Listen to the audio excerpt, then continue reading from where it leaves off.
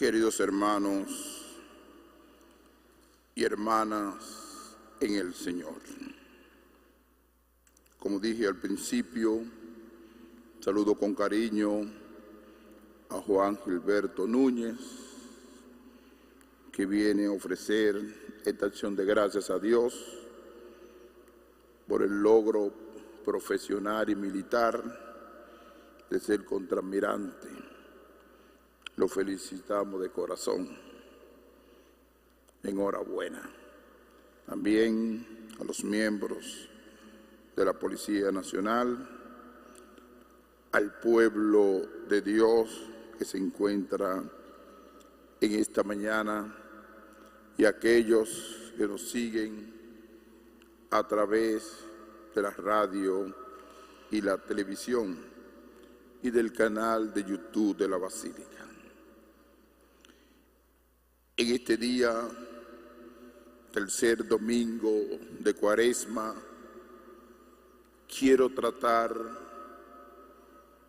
el tema del templo y de la personalidad del templo en nuestra propia realidad de persona. En el libro del Éxodo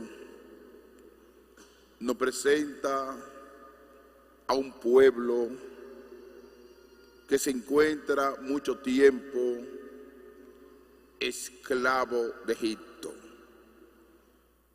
más de 40 años.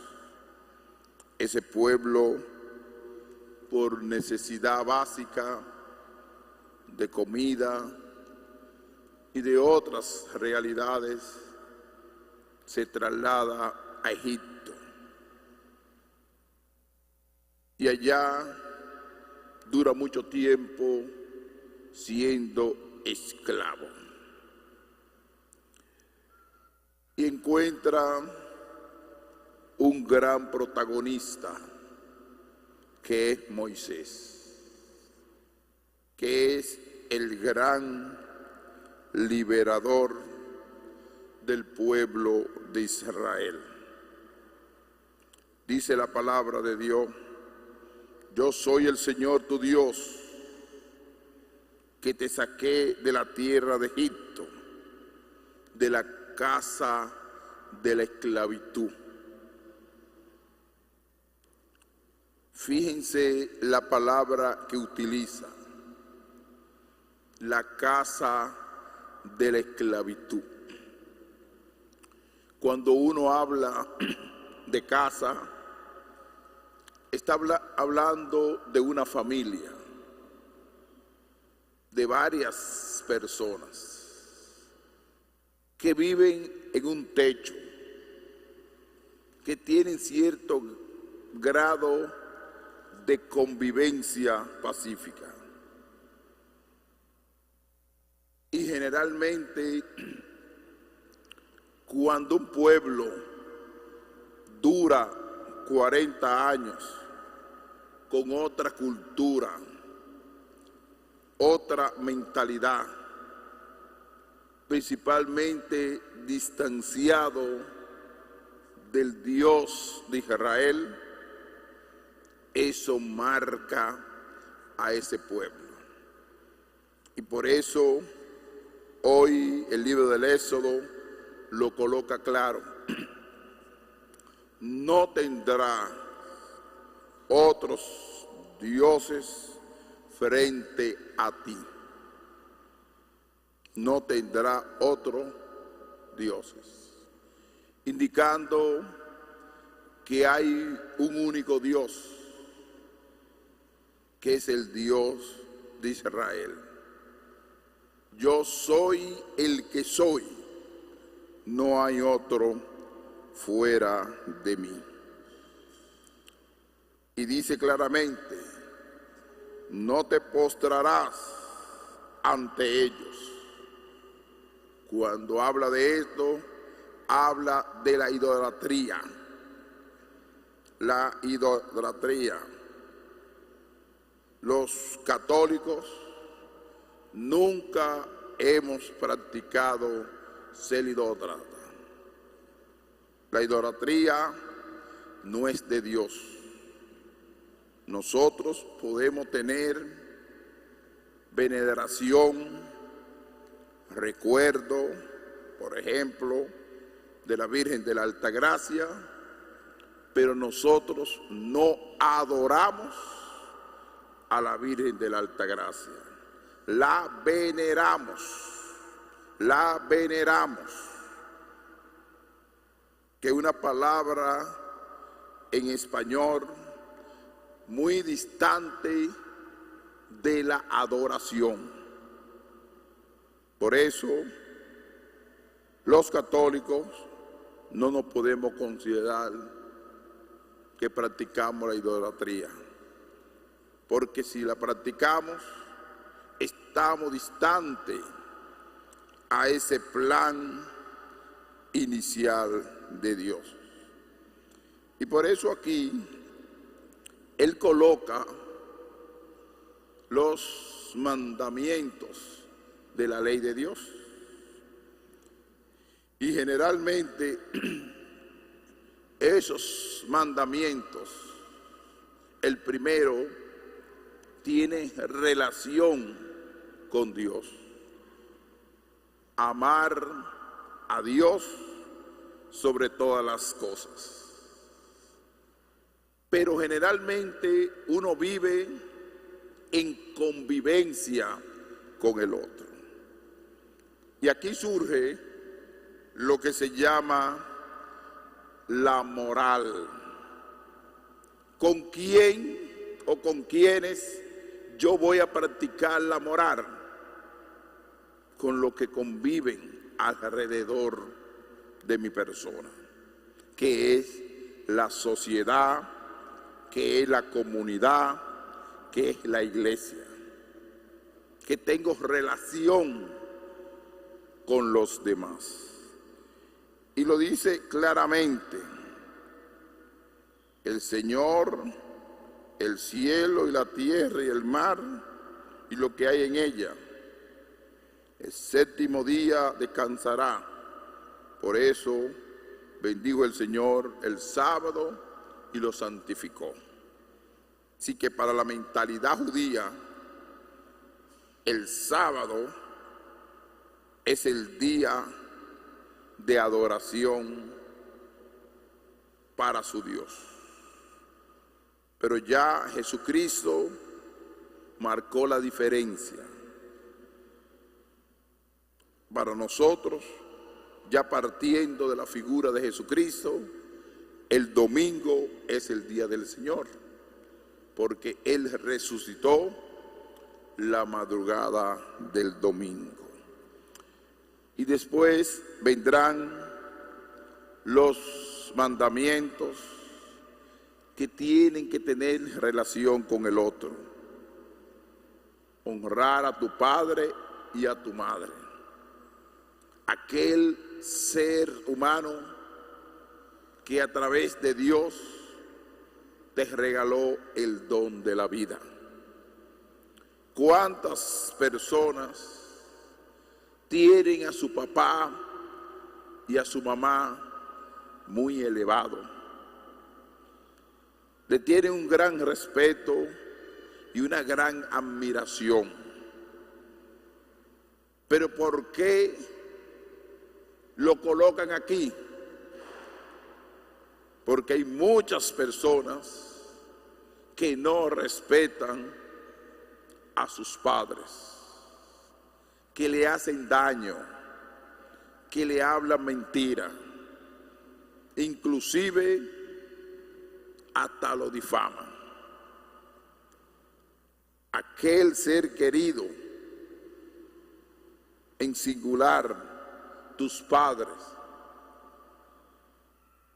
que engloba esta palabra,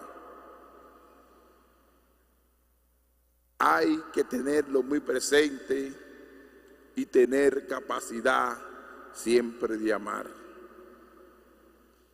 No matarás, no matarás. Hay muchas formas de matar al ser humano. se mata a nivel físico, que a eso directamente se refiere la palabra de Dios, pero también se mata a nivel moral. ¿Cuántas personas levantan falsedades, mentiras, difamaciones? Hay personas que se han hecho especialistas matando a personas moralmente. Y eso no le agrada a Dios. No cometerás adulterio. Otra palabra fuerte. Yo en una ocasión dije en una homilía, y se levanta un señor y me dice: padre, no cometerás adulterio. Sí, así mismo.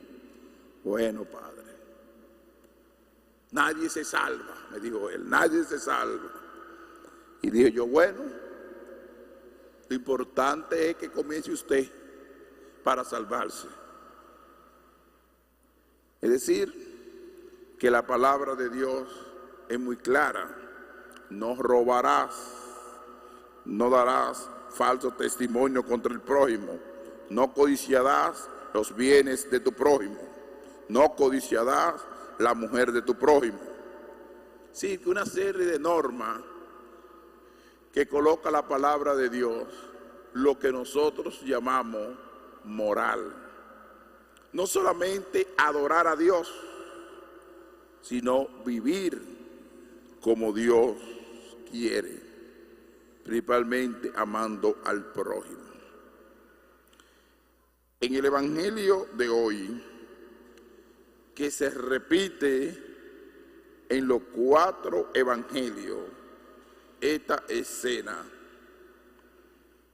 que Jesús entra al templo. Fíjense, se acercaba la Pascua de los judíos, que era la fiesta tradicional del pueblo judío.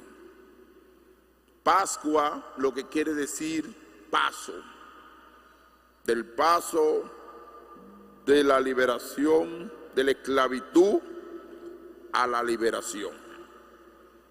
Y ellos recuerdan todo el sufrimiento que pasaron por el desierto, y por eso comen hierba amarga, destrozan un cordero tierno, lo asan, toman la sangre, la colocan en las puertas como un rito de la cena pascual. Pero Jesucristo propone otra vivencia de la Pascua, porque Él mismo se va a sacrificar por su pueblo. No van a buscar otro cordero, sino Él mismo.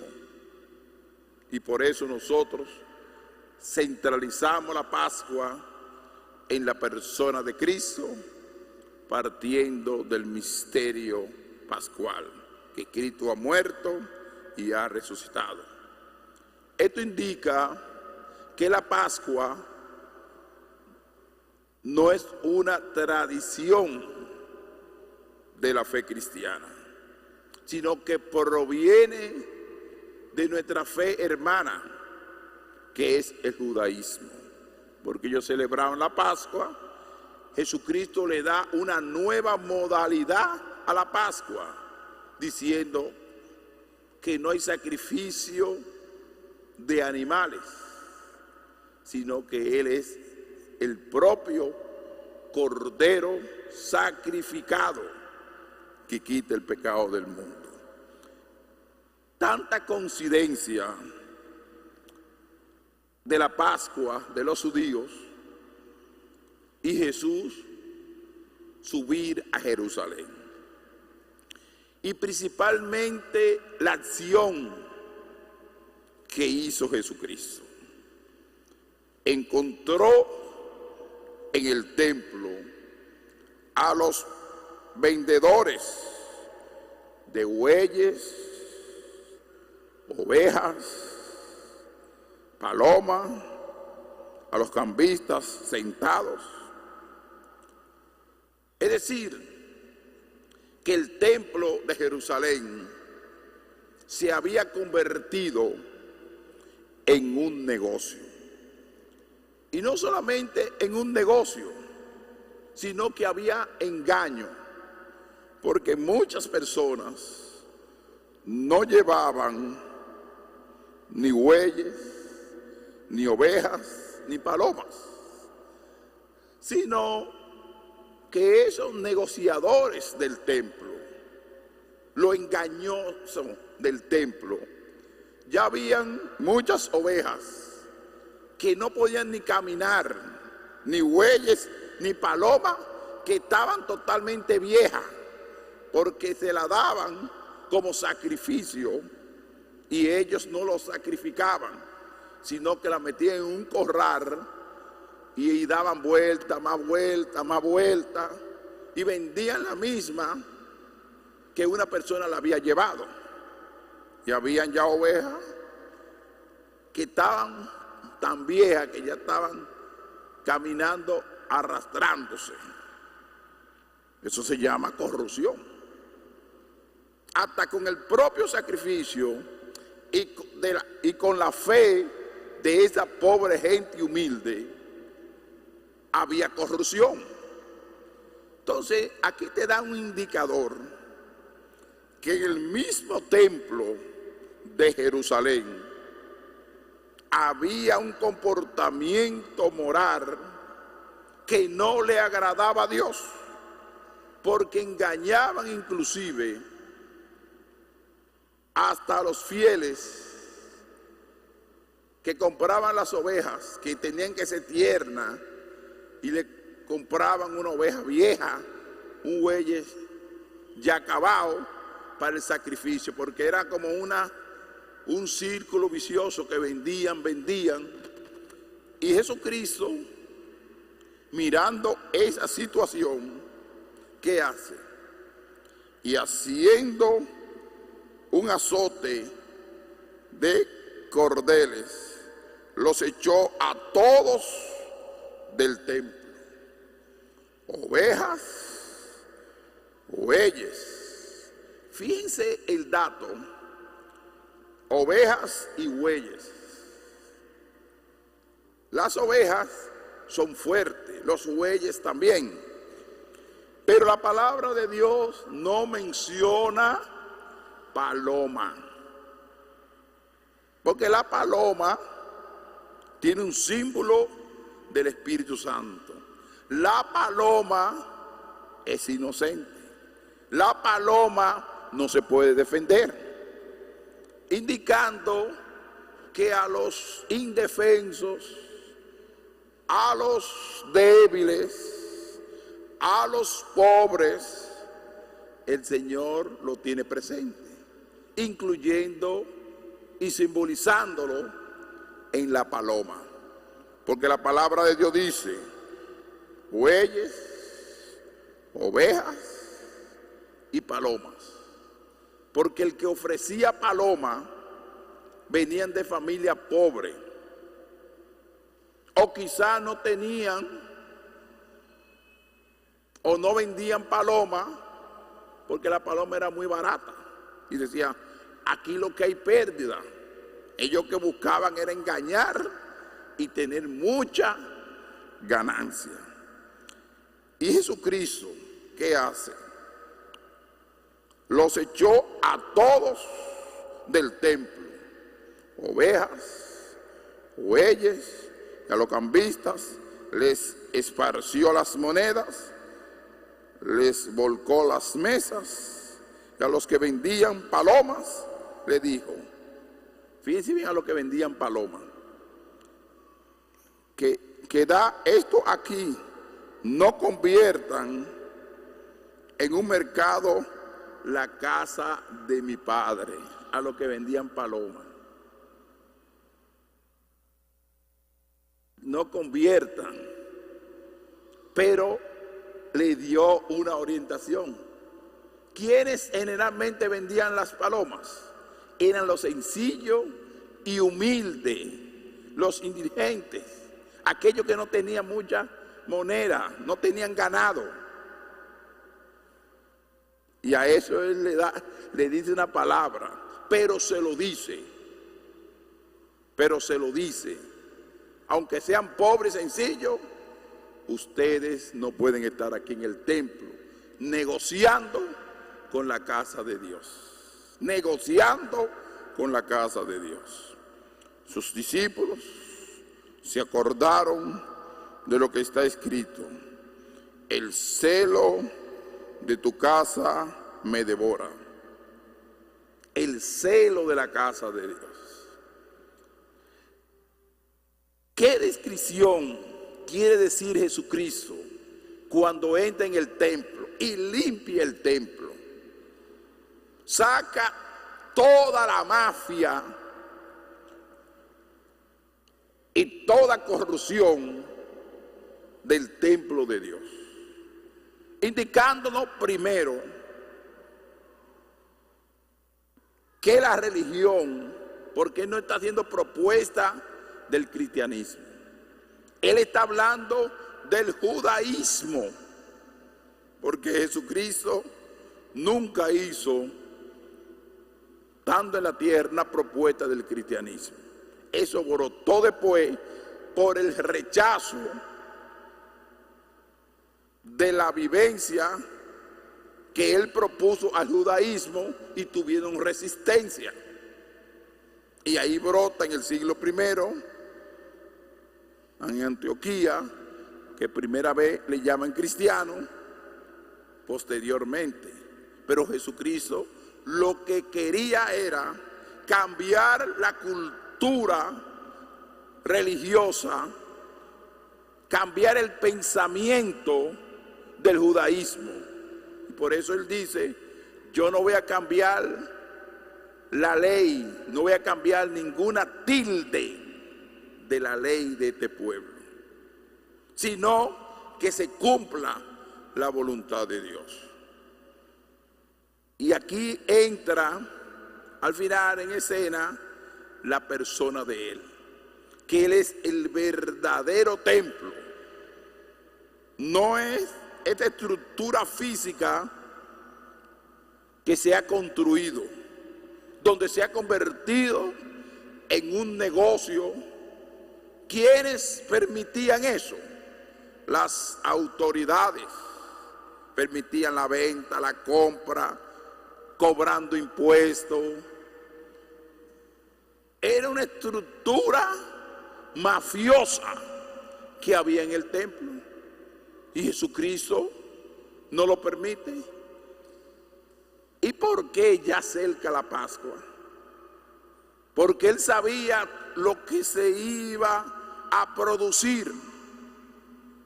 Se iba a producir en Jerusalén su muerte.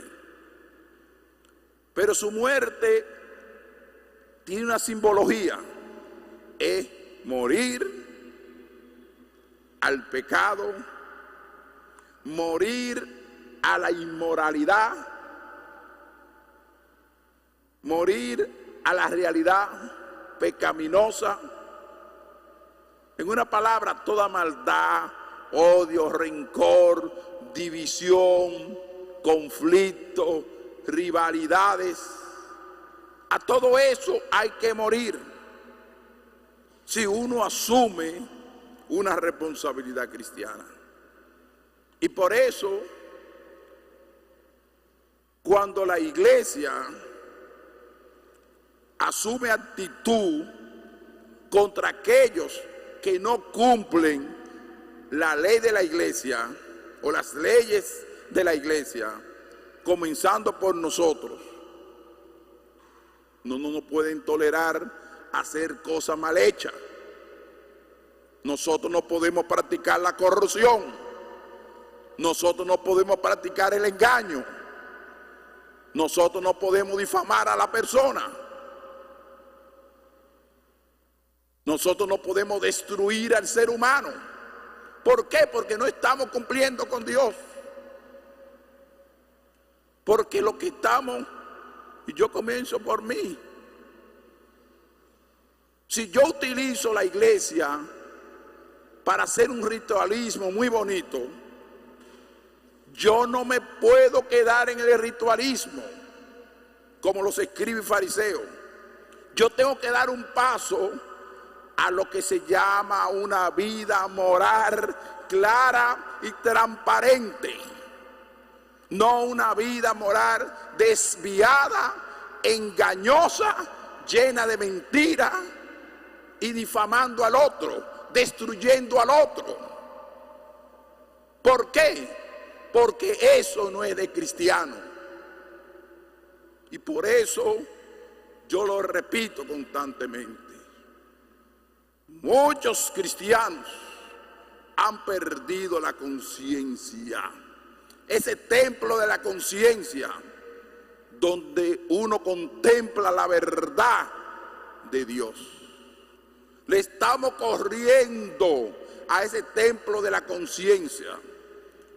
Estos grupos que estaban formados, que pertenecían a la estirpe del templo, al judaísmo, perdieron el horizonte y convirtieron la casa de Dios en una cueva de bandidos y ladrones. Y cuando yo digo eso, también lo traduzco en la vida contemporánea. Si yo intento formar un cristianismo de bandidos, ladrones y corruptos, yo me estoy alejando del plan amoroso de Dios. Y aquí hay espacio para los laicos y laicas que están en la vida pública, que tengan cuidado. Ustedes son templo del Espíritu Santo. Ahí viene la personalidad del templo. Ustedes fueron bautizados. Y cuando un bautizado es parte de la estructura mafiosa de cualquier institución pública y privada, usted no está cumpliendo con Dios. Usted está cumpliendo con Satanás, que es un delincuente, que es un difamador, que es un creador de dañar la fama del otro. A veces hay personas que se acostumbran a difamar al otro y tienen la cachaza de venir y darte la mano y darte un abrazo. Y ahí es que yo pienso, cuando una persona así me abraza, yo tener un botón automático y que me naca mucha espina, ¡clac!, y clavarlo y decirle: tú eres un difamador, un engañador, una serpiente venenosa. ¿Por qué? Porque tu templo debe ser puro, tu templo debe ser noble, tu templo debe ser amoroso, y no convertir el templo, tu mentalidad, tu corazón en constante engaño, hablando mentira, difamando al otro, haciendo trampa, desviando fondos. Eso no es del cristiano. Eso es de una persona que no tiene a Dios en su corazón, que ha perdido el horizonte de Dios, pero quiere estar en el ritualismo católico y quiere estar haciéndole juego a la fe cristiana, y tú te estás engañando. Tú estás como aquellos que las ovejas y los bueyes ya estaban cojos de tanto que lo vendían en el corral. porque eso es lo que hacían. Entonces, nuestra vida debe ser la que asumió el maestro. Jesús le contestó: destruir este templo en 3 días lo levantaré. Está personalizando la persona de Cristo en el templo.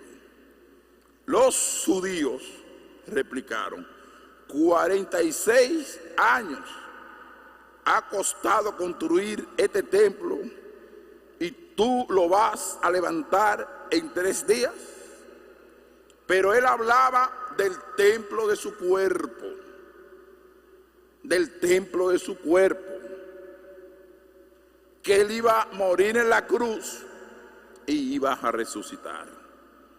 Ellos no entendían, y lo dice: cuando resucitó de entre los muertos, los discípulos se acordaron de lo que había dicho y creyeron a la Escritura y a la palabra que había dicho Jesús. Eso se prolonga también en nuestra vida, que nosotros tenemos constantemente que resucitar. Y en este camino de la Cuaresma tenemos que estar en sintonía. Mírense en el templo, en el escenario del templo. ¿Qué había en el templo? Ladrones, delincuentes, cobardes, mentirosos, vendedores de bueyes que engañaban a la gente. Mírense ustedes. Yo me estoy mirando. Si estoy en esa situación, en ese templo descompuesto, en ese templo desorganizado, que eso lo aplique también a la iglesia. A ver si está viviendo ese modelo de templo. Cuando cometemos pecados horribles, cuando cometemos errores que a veces la humanidad no entiende, como la pedofilia. ¿Usted sabe lo que es? El homosexualismo.